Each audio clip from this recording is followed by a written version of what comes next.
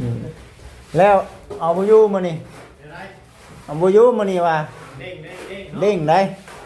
เด้งทำให้เสร็จพี่น้องเอ้ยวันนี้เนาะคุณภายในเนาะคุณน้องจ้อยกันโหมุนอยู่นะวันนี้เนาะคุณน้องใช้หลามมานี่เนาะเป็นยังไงเด้เนาะไหวอยู่บ่ล่ะสรุปเนาะตาสีมาช่วยตาสีบ่แล้วบ่น้องสุท้องมานี่บุกทางในนี่แล้วเนาะโอ้เพิ่นเล่งมือทำเองได้คือเราเลย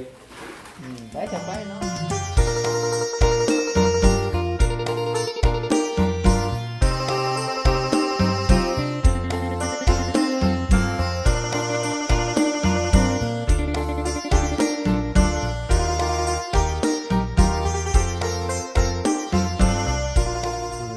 มืดผลเด้อพี่น้องเอ้ยยังบ่เช้าบ่อันนี้เนาะหยาดปกแบกมาอีกแล้วเนาะมือผมกินนี่พี่น้องเอ้ยเนาะปอตัวแห้งอยู่ได้ล่ะพอน้ำอังอยู่แต่ว่านึ่งคืออันน่ะมันอยากลมน้ำในพี่น้องเอ้ยผมกินนี่ก็ได้เนาะพอเดิมพลังถ้าผลนี่ก็เติมหนึ่งอยู่ได้จากที่บ่จิตเบิ่งนี่เนาะอันนี้ก่อนพี่น้องเลยฮึบเอาเนาะจังใดก็ได้โอ้ยเป็นไอพี่น้องขอโทษได้กับทักทายสบายดีเด้อกับสบายดีสวัสดี FC ทุกท่านวันนี้บ่จิตเองเนาะอยู่ที่บ้านน้องๆเพิ่นบ่เบียง2 คนพี่น้องเลยทำงานอยู่ทางนี้เนาะบ่จิตเองก็ไปทั้งนั้นแน่ทั้งนี้แน่พี่น้องเอ้ยเนาะสลับเปลี่ยนกันไปมาแล้วแต่ทางผู้รักผู้ใหญ่เพิ่นให้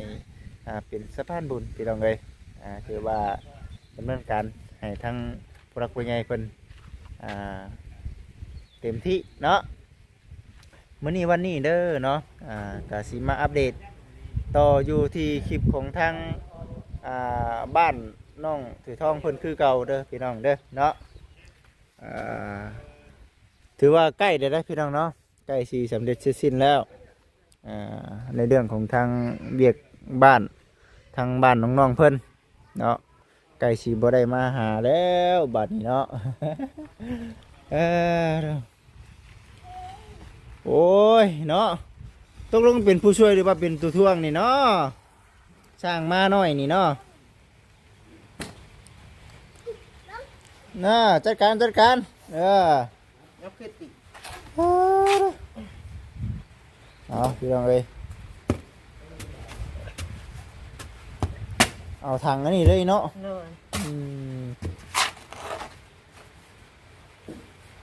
เอาห่อนเนี่ยพี่น้องเลยเนาะต่ออยู่ที่ EP 3 EP 4เด้อพี่น้องเด้อผลกระตกลงมาใช่เดี๋ยวน้องจอยเนาะบ่แห้งบันไดป่ะอุ้ยช่วงสีแห้งยุ่มจักขุนมืดมากเลยทั้งนั้นก็ได้ยังมืดตลอดอยู่ได้ทางน้องจ้อยเพิ่นเนาะมาเห็ดซอยทางน้องถุยทองเห็ดให้มันเลี้ยวมันทั่วบริษัทนะเพราะว่าตัวนี่คือให้มันสำเร็จมานี้เนาะระวังพลาล่มเด้อฮะนั่งอยู่ดีๆระวังพลาล่ม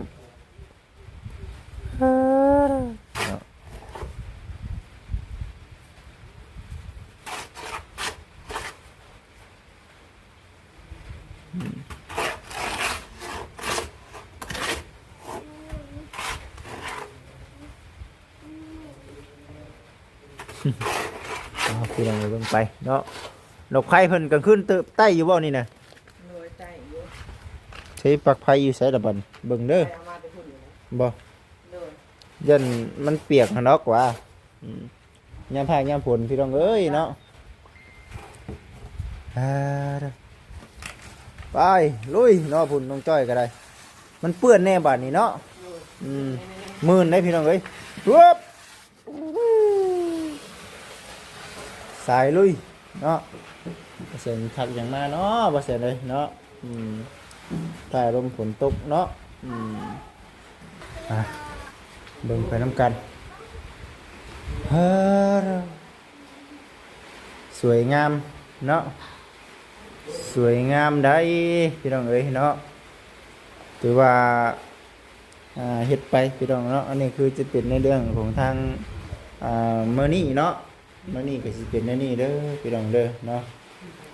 ถือว่าสิอยู่ในการคัดแล้วบัดนี้เนาะปูนแต่งบ่ได้ก็ได้ตัวนี้นะงามเนาะก็เพราะว่าหลายมื้อนี่ได้ที่ผ่านมาก็ถือว่าจิว่าหลายมื้อเติมอยู่วันนี้ก็คือสร้างเพิ่นพยายามเด้งมือให้มันแล้วมื้อนี้ตัวนี้แล้วก็สิออกไปต่ออยู่ข้างนอกว่าซั่นน่ะแต่ก็คือเว้าเนาะยังหลายอยู่คือตรงนี้ยังหลายอย่างอยู่ในเรื่องพื้นฐานด้านเป็นบ้านของทาง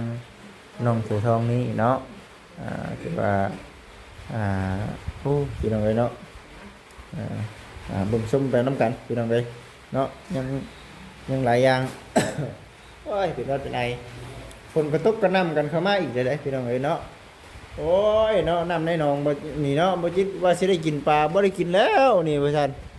ตกออกมาอีกเลยพี่น้องเลยเนาะตกเข้ามาอีกแล้วตกเติมเข้ามาอีกแล้วเนาะว่าสิได้ล้างหนองบ่ได้ล้างแล้วทางสังแก้วก็ได้ไปต้องเลยสินี่แหละลงไปน้ำกันเด้อพี่น้องเด้อเนาะชมบรรยากาศไปน้ำกันพอแล้วช่างเลยนี่เนาะมีคนช่างเลยพอแล้วขึ้นอยู่บ่นี่ปึ๊บโอ้ยเนาะคนเลยเอาเบิ่งไปเด้อสันเด้อพ่อแม่พี่น้อง FC ทุกท่านชมบรรยากาศไปน้ำกันผ้าลมฝนตกเนาะมืดผ้ามืดฝนเข้ามาพี่น้องเอ้ยโอ้ยถือว่า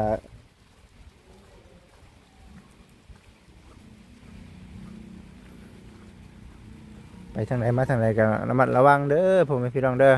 ทางฝั่งไทยเด้เนาะพ่อแม่พี่น้องทางต่างประเทศพ่อแม่พี่น้องทางฝั่งไทยเป็นยังไงเนาะฟ้าลมฝนตกเนาะคือกันอยู่บ่พี่น้องเอ้ยอันนี้คือจะเป็นทางมุมด้านดังเนาะของทางบ้านน้องถือทองเพิ่นเมื่อนี้ก็ถือว่าป้าเด้อมาถ่ายทางดังให้ FC ได้เบิ่งอีกถือว่าสวยงามเนาะสวยงามมาเบิ่งนำกันพี่น้องเอ้ย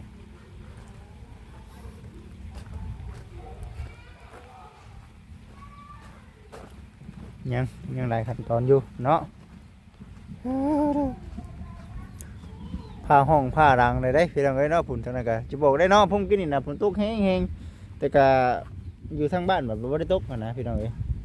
มาทางนี้บัดตกเนาะตกบ่ทั่วผ้าได้ฝนตกบ่ทั่วผ้าเพิ่นว่าเบิ่งไปนำกันก่อนน้องใส่ละก็บ่สบายพี่น้องเอ้ยเนาะเห็นแต่ทั้งน้องถือทอง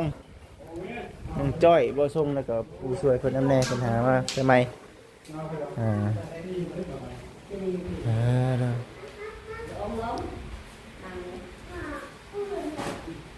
โอ้ยส่งก็เฮียนะฮั่นโอ้ย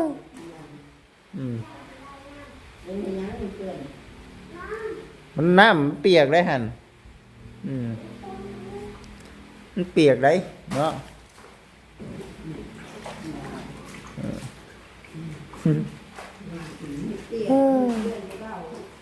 มันสิเปื้อนเนาะนี่ดิสวยงามเป็นกอผลโบกผลสะเนาะ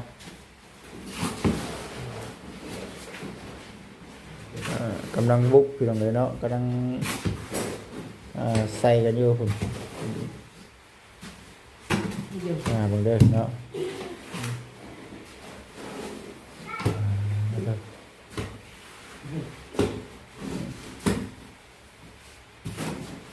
แล้วว่ามานี่ ของนี้แล้วเนาะ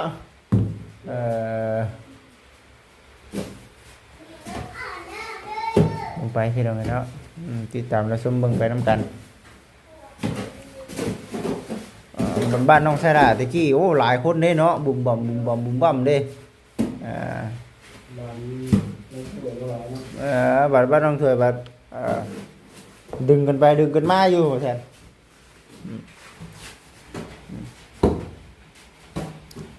ช่วงตะกี้บัดนั่นน้ำแน่เนาะจ้างน้ำแน่พวกนี้เนาะ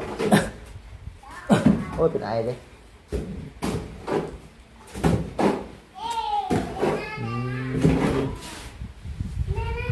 ลุงเห็นอย่างนั้น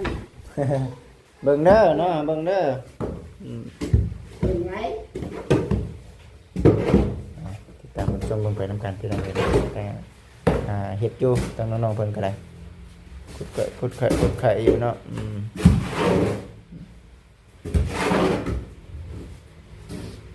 ตกอีกรอบแล้วนี่เนาะช่วงสิตกอีกอยู่เบิ่งเท่าใดฝนนี่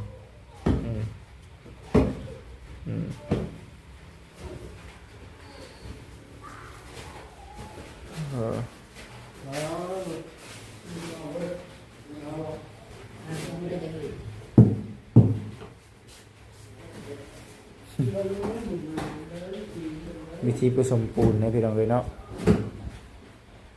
ซับไปซับมาพี่น้องดิอันนี้อะไรพี่น้องเลยเนาะจากที่ยังบ่เป็นจนที่นี่จนว่าเสียดเนี่ยนะเนาะว่าเป็นได้พี่น้องเลยเนาะซับไปซับมาไปสั่นจนหูจักสูตรมันนะว่าเฮ็ดในใดไปสั่น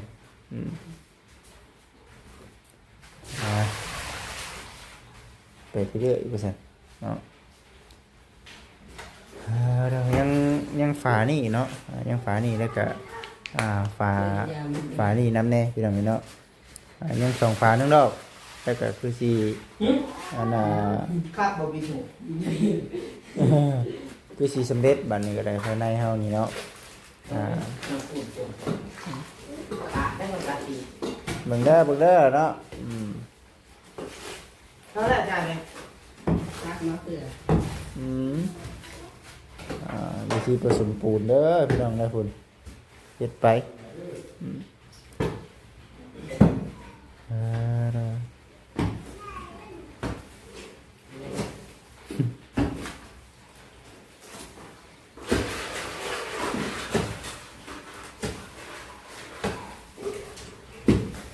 ขึ้นบ่ยังบ่สำเร็จบ่เทิงๆน่ะยังบ่มันแตกบ่ต้องได้คัดใหม่แน่นอนแม่นบ่คัดแล้วว่าผมเฮาเห็นนี่โอเคเฮาคัดไว้โดดคัดมันไว้อย่ามันแตก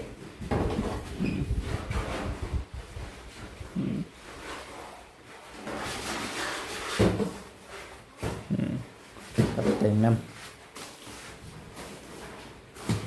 หลายขั้นตอนเนาะเพื่อหลายรอบเติมน้ำว่าได้กันเนาะเพื่อสิเร็วนี่เพื่อสิทั่วถึงนี่พี่น้องเอ้ยผสมปูนเพิ่นก็ได้เจ็บเบิดได้ช่วงนี่เนาะคัดเบิดได้แขน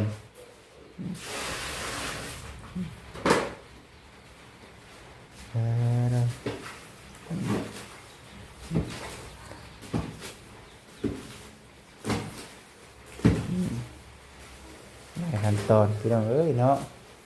เพื่อสิเป็นเฮือนเป็นชานสู้สิได้ปุ่นทางบ่เวียงกันมากัน2คนพี่น้องเอ้ยมื้อนี้เนาะยังทางบ่คำไปต่างเนาะทำไมก็คัดแต่งอยู่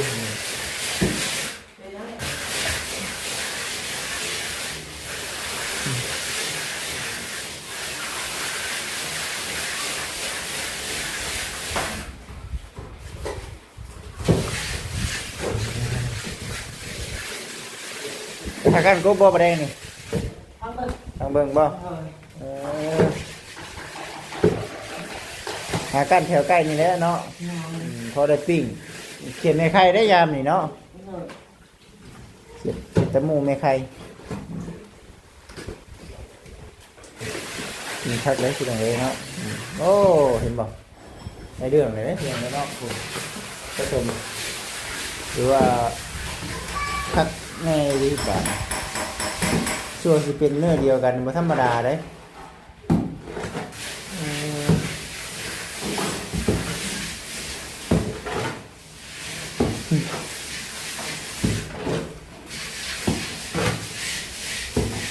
จ่อยพี่น้องเลยเนาะมุกเนาะดีเลยพี่สันมาเนาะมาลุยน้ำกันพี่น้องเลยจ่อยเนาะบุกทำงานอยู่ที่บ้านน้องเชียงทองเนาะบุกขึ้นบุก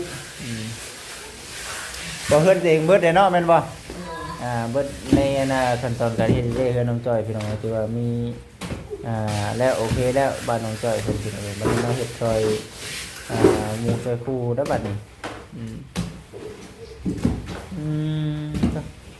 เห็นบ่เป็นผสมปูนนั้นแล้วข้างในดีเนาะ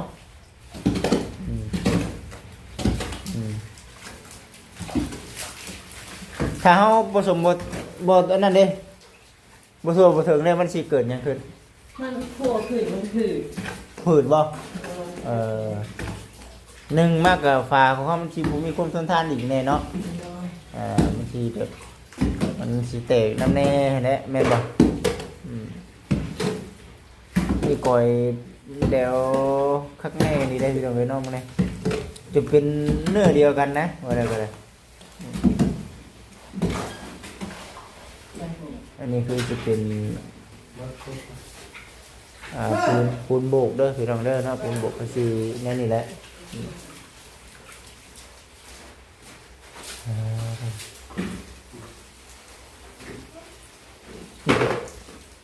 ไปเนาะผสมแล้วก็ตักให้หมูอีกเนาะมันจ้อย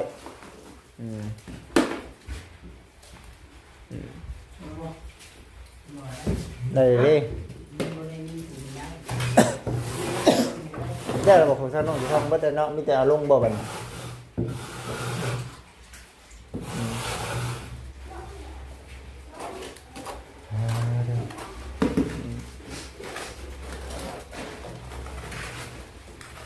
ปูนขึ้นนี่เลยเบิ่งเนาะพี่น้องเนาะ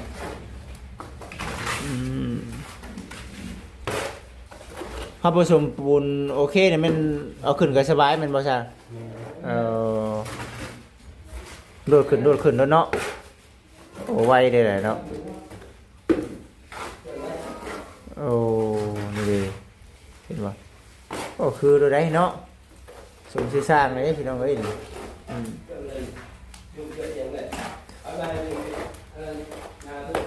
น้องจ้อยขึ้นเป็นนะบ่นี่ฮะยังบ่เมื่อยที่ขึ้นพี่น้องเอ้ยเนาะผสมปูนเพื่อชีแล้วนี่มันเป็นไงเนาะตักไป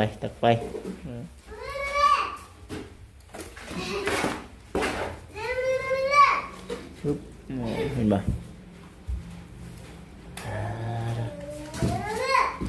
เดี๋ยวแน่นอนพี่น้องเอ้ยมื้อนี้เนาะเดี๋ยวแน่นอน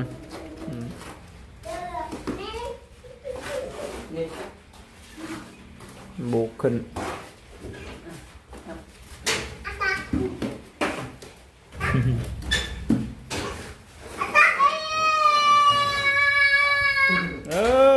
โว้ยเนาะ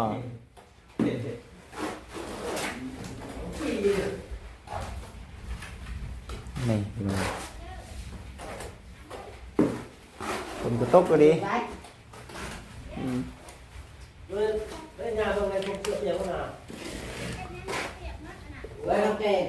เหมือนมาอีกเลยพี่น้องเอ้ยเนาะนี่ได้เห็นได้ตัวนี้ออกบ่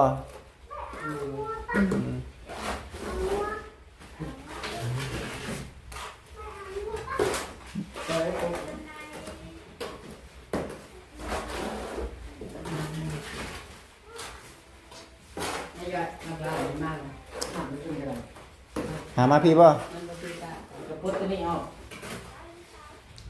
ปนออกนี่มันจังนั่นไง มันเฮาบ่ได้ขึ้นเทิงๆแน่เนาะได้บ่มา มันบอกเป็นต่อไม่ได้มากออกแล้วมันจะมาบอก มาห้องรถได้ก็ยังสิยาเลย เร็วไปไว้นะตีตา เอาไว้บ่แล้วคือเก่าเนาะ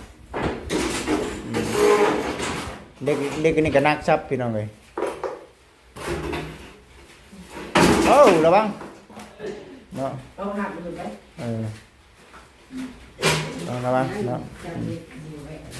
โอ้เบิ่งเด้อเก็บได้นี่ได้เนาะ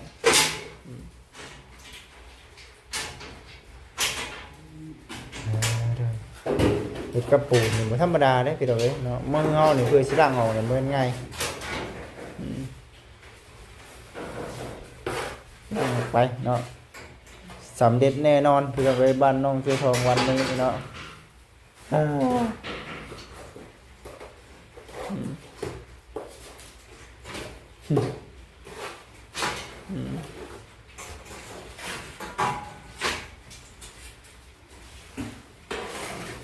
เก็บอุปกรณ์ไว้ให้มัน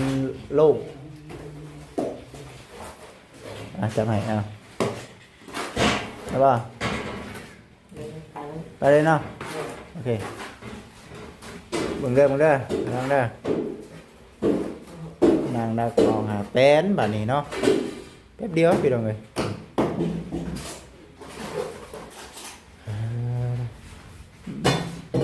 นั่งออก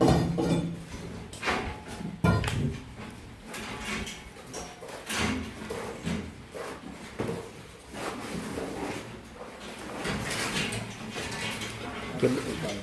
ช่วยบ่ไหวบ่น่ะ เข้าไว้ เห็นมันเช่าไหวบ่พอแห้งเลยเนาะพอได้ยุ่นกันอีกเนาะสังแก้ว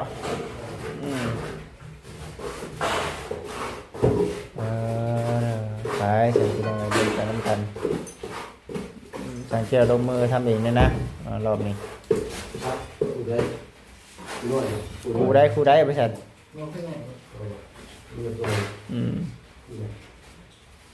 หยาดปุ๊กปุ๊กแป๊กมาอีกแล้วเนาะคุณก็ได้เจ้าบนมือไปเจ้าแดน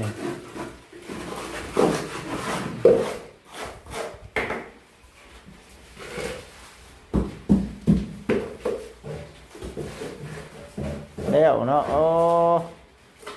เอาแป๊บเดียวนึงเนาะนี่หางยังเชี่ยวขึ้นอีกยังว่าซางนี่ให้มันแข็งก่อนบ่โอ้ยังไม่ทันเต็มบ่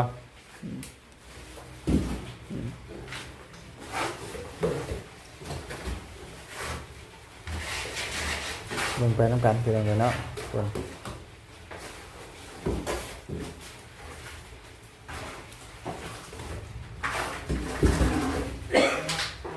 ได้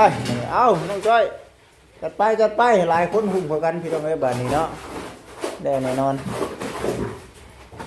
ลำเลอยู่ได้สร้างคนนี้เนาะเอาได้บอกไปฉันได้ไปจักนี่ไปได้เนาะ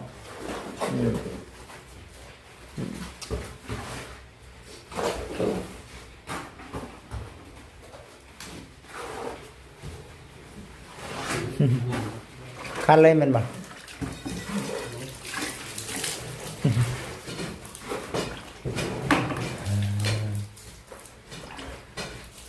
ต้องใส่เวลาเนาะให้มันหมั่งให้มันแข็งก่อนจึงคัดได้เลยนะใส่กันเนี่ยคือต้องไว้ทางนี้เนาะคุณสังเกตก็จับเลยสังเกตก็ได้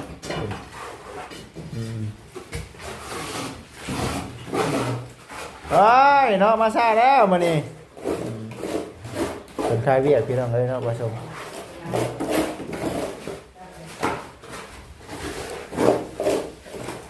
เฮ้ยมานี่อ๋อเนาะพุ่นพอเท่าลงมือเองเลยนี่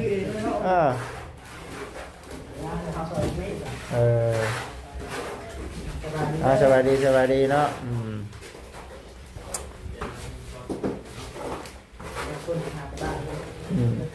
แล้วเอาบุยูมานี่เอาบุยูมานี่ว่าเด้งได้เด้งทำให้เสร็จพี่น้องเอ้ยวันนี้เนาะคุณภายในเนาะคุณน้องจ้อยกันหัวมุนอยู่นะวันนี้เนาะคุณ น้องชายหลามมื้อนี้เนาะเป็นจังไดเด้เนาะไหวอยู่บ่ล่ะสรุปเนาะ โอ้กินยากดอกทางตาสีมาช่วยอยู่ ทางตาสีบ่ มีทางตาสีมาช่วยอยู่เป้าเด้อบ่ชมนะให้อย่าไปเปิดห้างค้าแล้วน่ะ เนาะ เป้าพากันเป้าเฮ็ดเด้ออย่าไปเปิดห้างค้า มีใช้ อยู่คนไหนยิงทางคนไหน เฮ็ดได้บ่ แล้วนี่นะเราอ่ะ อ๋อ พอเราพาไปเฮ็ดมื้อใดไปเฮ็ดมื้อนั้นแน่เรา โอ้ขอเป็นลูกค้าคนแรกเด้อ เลย ซิมนี่ซิมก่อนเฮ็ดหยังก็เพิ่นว่าน่ะ ไก่เฟอร์ได้บ่จริง ไก่เฟอร์บ่ เลย โอ้เฮ็ด ไก่ ไป เฟอร์ไก่น้ำปั่นเจ้าบอกให้ชาวไม่น่าบอกถูกเด้อน้ำปั่นเด้อ แม่นบ่ แม่ บ่ยากดอกนะบ่ยากดอกเออ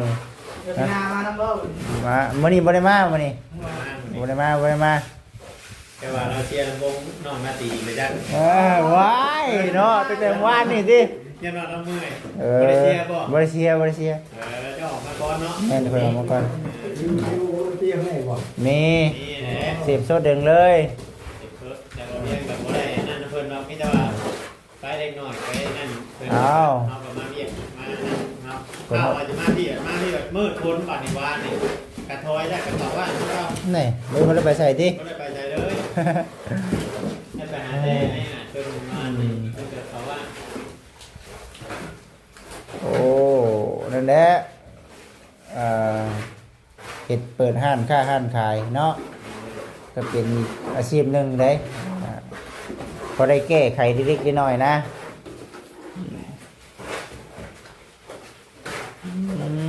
บ้านนี่ก็ยังบ่ได้มีเด้หางขายของ ยังบ่มีบ่ มันมีได้บ้านนี่เนาะ